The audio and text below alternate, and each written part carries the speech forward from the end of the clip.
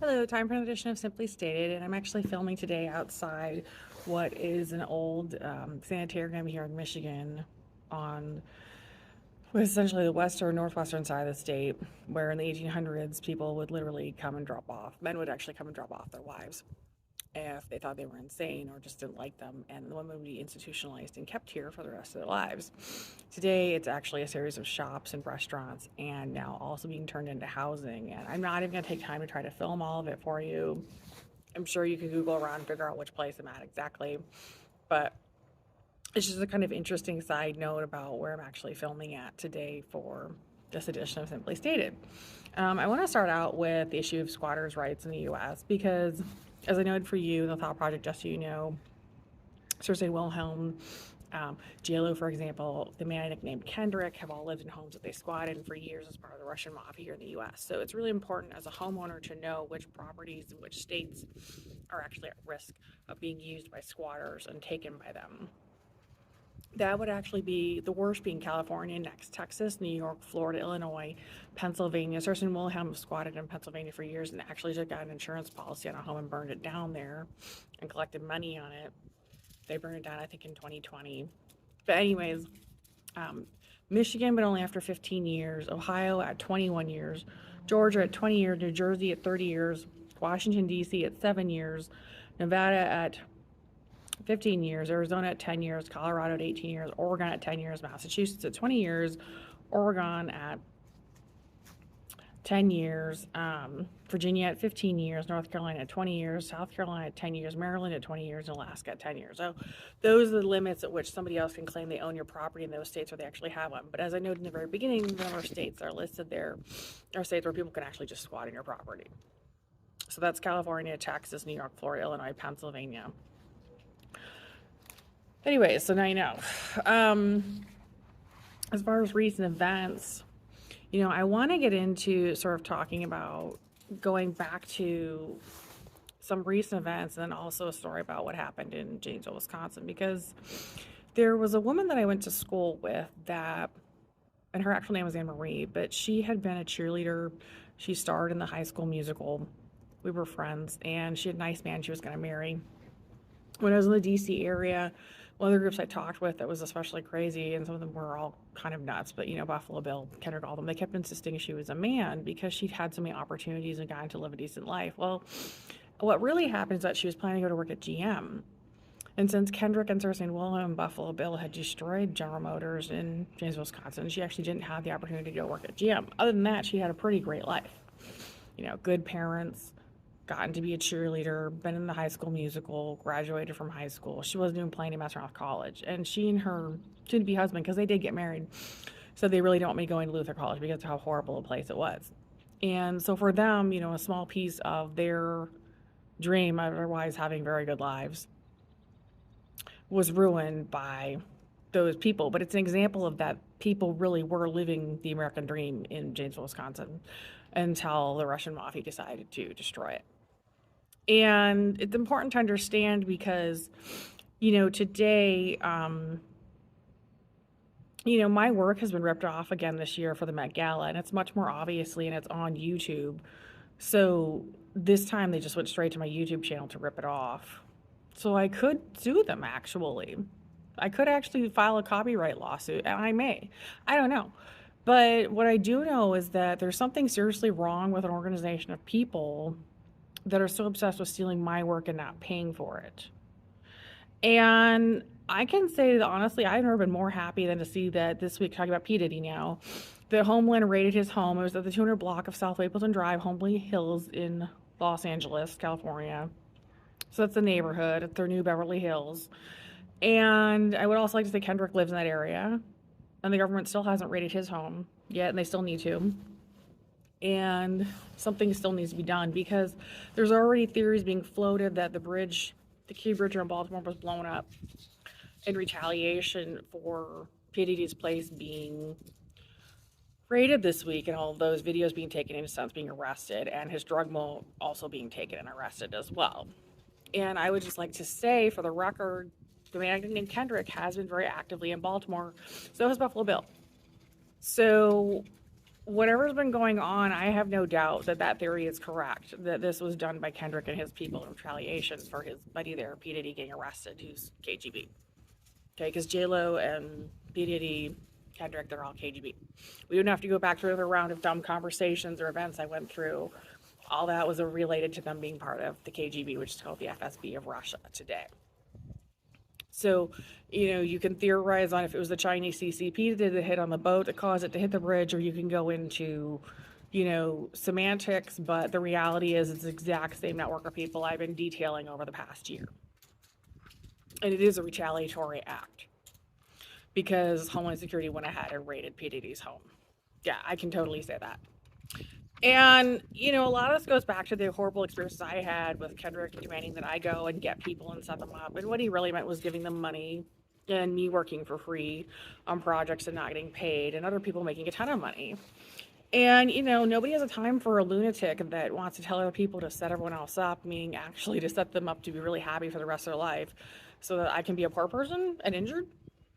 Because I've lost my housing in the last year. And I had to put my dog in a foster, and I don't know if she's actually okay.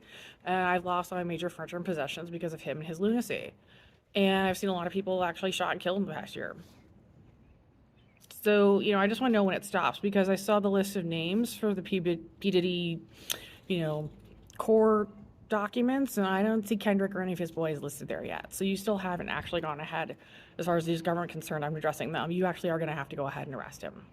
You're really going to have to go take that guy and Buffalo Bill and Zersey Wilhelm into custody and actually arrest them and actually either extradite them back to Russia, I don't care, or, something, because they can't just hang out in the U.S. They really can't. That's what it really is. As far as Trump this week, a limited gag order was placed on Trump from Manhattan District Attorney Judge Merchan. It's a partial gag order that prevents him from making statements, and it was put out around the same time as P. Diddy's place was raided. So that makes a lot of sense. And he is a witness. He's basically being gagged from talking about witnesses in the hush money case, prospective jurors, members of the court, staff, and their families, and lawyers. So he's actually being told at this point, you're just not allowed to talk. So even if the organization has been pushing him so much, that the Russian mafia essentially has been pushing him to talk and to out witnesses so they can be attacked or whatever it is they think they're supposed to be doing, the U.S. government, essentially the New York state, has said, no, you're just not going to talk about this. Like, they get it. The guy's kind of talking more than he ever should or would if he was not in such a bizarre position. Maybe one day this mess will be sorted out, but and that was actually Tuesday, 3/26/2024, that P. Diddy's place was actually raided. I also want to note that,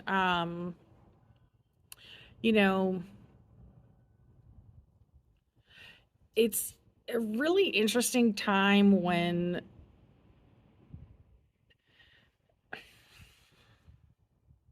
like that quickly somebody could put together online. I really think that's because I took the gag, whatever, I put everything together last year and said, it's okay for the media and for people to talk about what's going on. And I wish I could have said something more sooner. I wish I could have been before 2023. That I could have made the thought project in 2013. But this is just the way things have worked out. And I'm just really kind of disgusted and tired at this point with everyone. And it's, but so are a lot of Americans. And I think a lot of people are just really over it. I'm looking at the news cycles, and it seems like we've completed a cycle recently of information, and we're kind of over it. Like, nobody really cares about Taylor Swift. J.LO's newest album is a complete flop, and I believe she has a relationship with Ben Affleck. Of course she doesn't.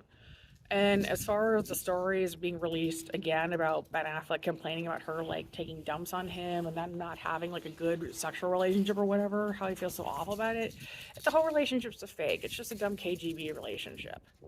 It doesn't mean anything. And neither does she. She's just this weirdo. Just this weird person. And now there's pictures coming out of her kid. The kid looks exactly like her in the face, the nose, and the features. If you want to know what J.Lo looked like before she had her nose surgery in 2000, it's exactly what she looked like. I know because I drove her to Chicago for the surgery because I worked my way through school at Luther College. I didn't want to go there. I was basically forced to go there in traffic there. And one of my assignments was to drive the dumb brat to her down to Chicago so she could have her rhinoplasty. And I refused to have anything to find the doctor for her, but Cersei did that. The woman named Cersei found her that doctor. So, I used to joke around about Luther College. It's like I worked really hard to get a degree that was useless, and I might as well have been paid in rubles because it was just a completely useless degree, and the schools did nothing but cause me problems, and I just hate them all. So, by the way, Jada Pinkett Smith and Will Smith have had to close down their nonprofit. I would say good for Will Smith. Everything he can do, whatever ties him to Jada legally, he needs to get rid of. And if that means getting rid of what's probably not a real nonprofit, then closing that down is a good thing. Like, whatever you can do to shut down any ties or relationships to that woman because she's Iranian and originally settled in Baltimore and maybe even tied to this most recent terrorist attack, because that's what's being called on the bridge. Don't doubt it. Don't ever doubt it for a minute. Don't ever tell yourself, well, these people make music videos and dance around, they seem dumb. They're not. They're really not. And, I have to note the other sort of weird anecdotal side story for you. The movie Swim Fan, the old trash film Swim Fan. So there was a woman at Luther College who was an Iranian that was really crazy. And she actually stalked a guy from Janesville, Wisconsin, his real name was Ben.